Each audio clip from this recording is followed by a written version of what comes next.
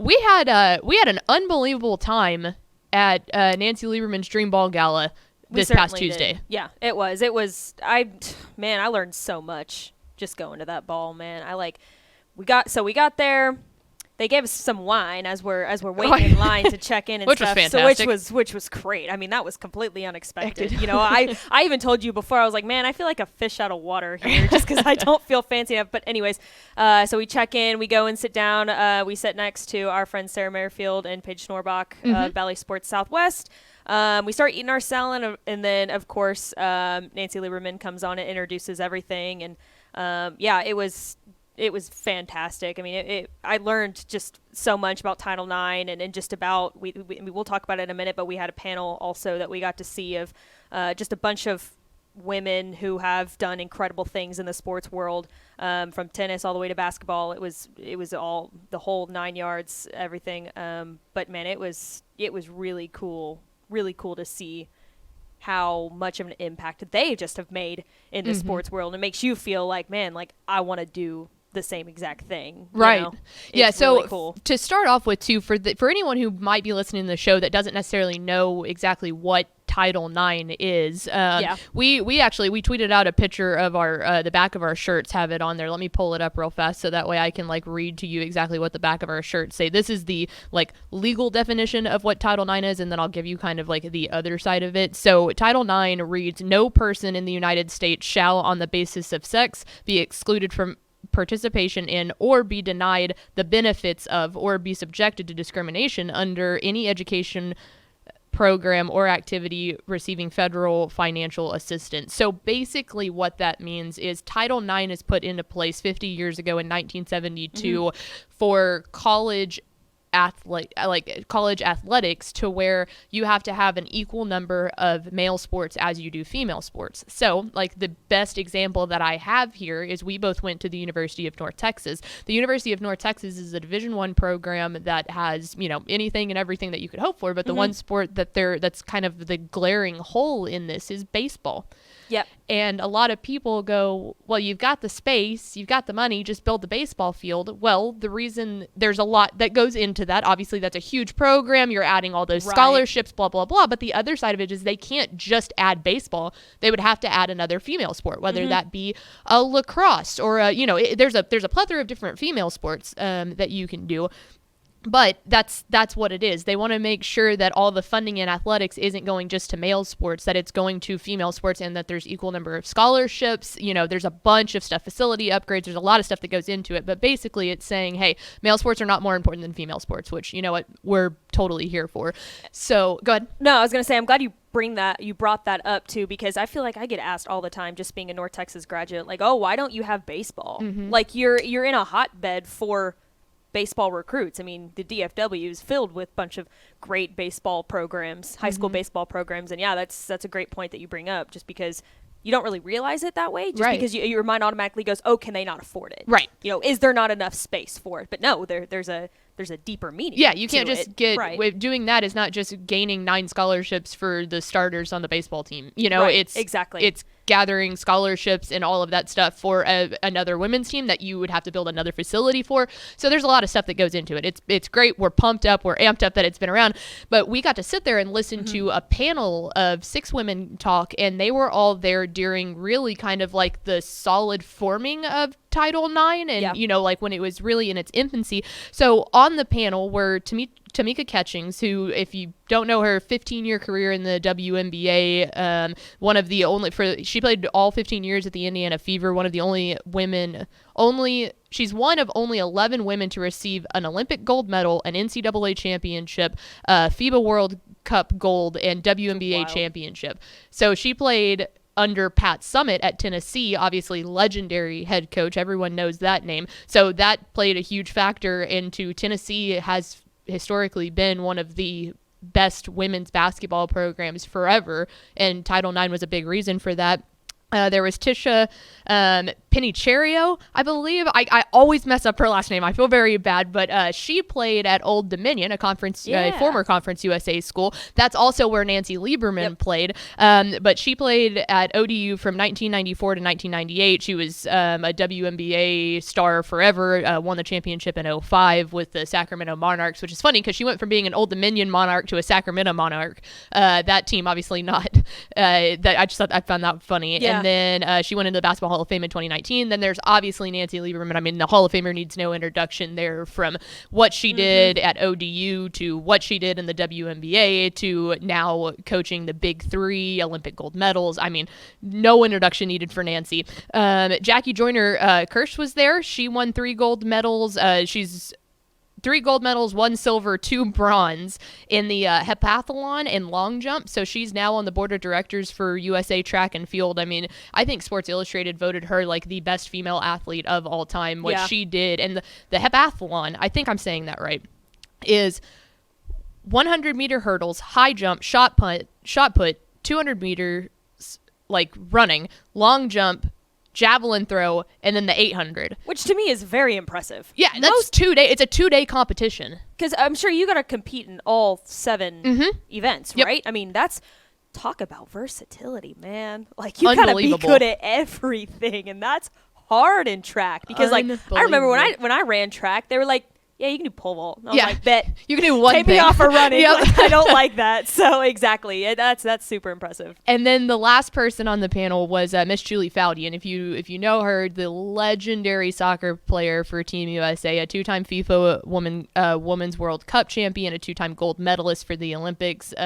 She played on the national team from 1998 to 2004. I think the one of the funniest stories she told, if you remember back to the 1999 championship where the U.S. beat China in the World Cup. Everyone remembers that one because it actually went into penalty kicks, and it was Brandy Chastain that she won the penalty. She kicked the winning penalty goal, and then she ripped off her shirt, and she's got like the unbelievable sliding, pit photo. Yeah. And Julie was there, and when she was talking about it, she's like, "Yeah, that's probably one of like my favorite memories." And she was like, "Really?" Because when when Brandy did it, she ripped off her shirt, and she was like cut abs. She was like, I was thinking, well, that's a darn good thing she made that, because she was like, I would have went out there and said, look at these love handles, which was just so funny, because I mean, world class athlete. So it's funny to hear him joke about that.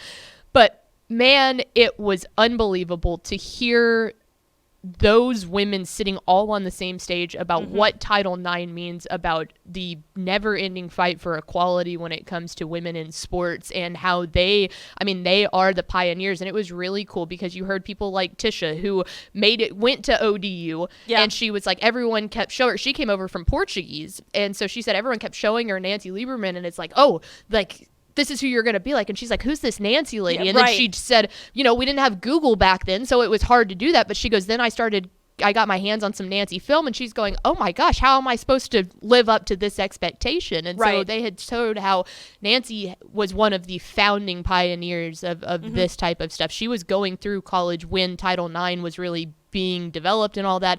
They were like, look, you helped build us. Now it's our job to help build the next generation. And I think that's what I took most out of that panel. Right. I thought one of the coolest parts about the panel was Martina.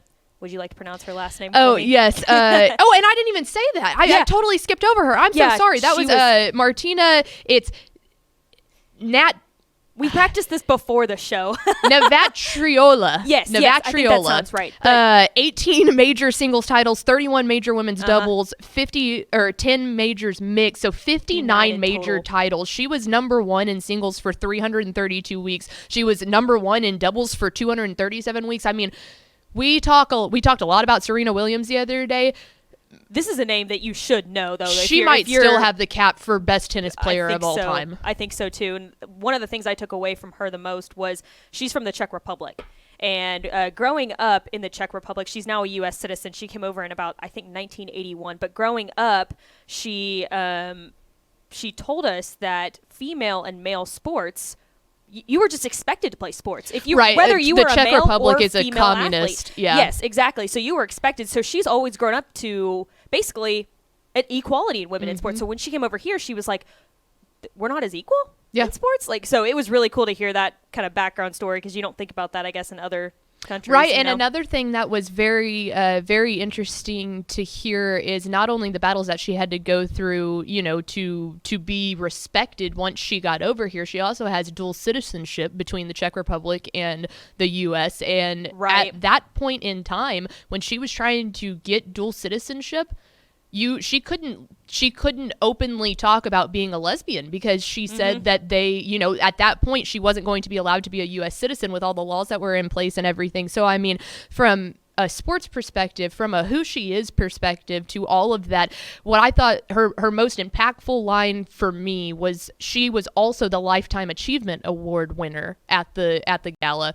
And she got to give up there and give a whole speech about what that meant and everything. And she's a little ball of fire, man. She's feisty as hell, and I loved it. I mean, obviously that's how you become that amazing of an athlete. Right. But when she was talking about all of that, she goes, you know, every point in my life, whether it's who I want to love, whether it's who I want to play against, whether anything, it was always a, you know, shut up and dribble, just shut up and keep dribbling, which obviously she didn't play basketball. We're not talking about that kind of dribble. We're talking about tennis ball. You still do the same thing. Shut up and dribble. And she was like, I'll keep dribbling. That's fine, but I'll never shut up. Yeah. That was pretty cool. Man, the room, everyone stood up. Everyone started clapping. I've got goosebumps even talking about it, but that's what it is right there. It really is. You can tell me to stick to sports. You can tell me to shut up and dribble, but I'm not going to listen to the shut up part. No, not at all. So it was unbelievable. It was a truly, truly inspiring night to sit there in that amount of greatness and really take it all in. And if that doesn't fire you up to get out here and keep